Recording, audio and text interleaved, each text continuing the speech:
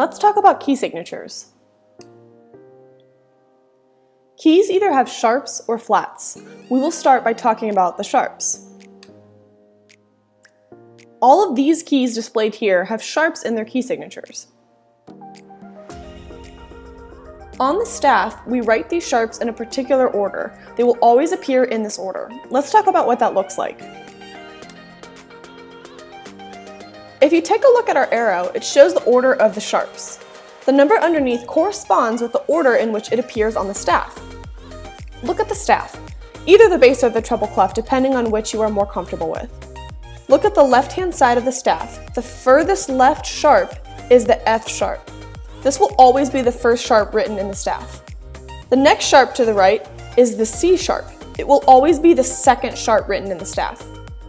The third sharp after that is the G sharp. It will always be the third sharp written in the staff. After that, there's the D sharp. It will always be the fourth sharp written in the staff. After that is the A sharp. It will always be the fifth sharp written in the staff. And then E sharp, which will always be the sixth sharp written in the staff. And lastly, we have B sharp, which will always be the seventh sharp written in the staff. Now, it might be hard to remember that order, so we have a saying that we like to use in order to remember what the order is. We say, "Fat cats go down alleys eating bacon." The first letter of each of these words represents the sharp. F sharp for fat, C sharp for cats, G sharp for go, D sharp for down, A sharp for alleys, E sharp for eating, and B sharp for bacon. The sharps will always appear in this order on the staff. If there is only one sharp on the staff, it will always be an F sharp, because F sharp is always the first one that we write in. If there are only two sharps in the staff, they will always be F sharp and C sharp, because these are always the first two sharps that we write in.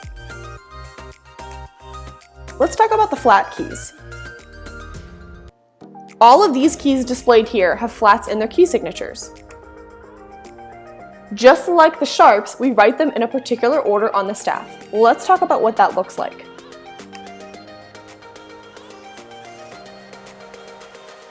If you take a look at our arrow here, it shows the order of the flats.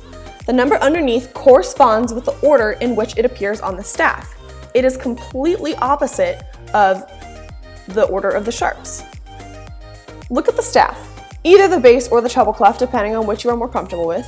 Look at the left-hand side of the staff. The furthest left flat is the B flat. This will always be the first flat written in the staff.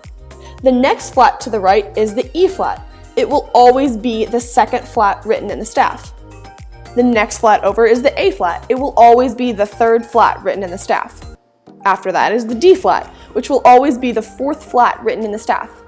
And then we have the G flat, which will always be the fifth flat written in the staff. Next after that is the C flat, which will always be the sixth flat written in the staff. And then lastly we have F flat, which will always be the seventh flat written in the staff. Notice that the flats go from left to right, just like the sharps. This is the exact opposite order that the sharps are entered in. The saying that we use to remember this one is bead, greatest common factor. Not as catchy as the sharps, but this still works. Now remember, the flats will always appear on the staff in this order.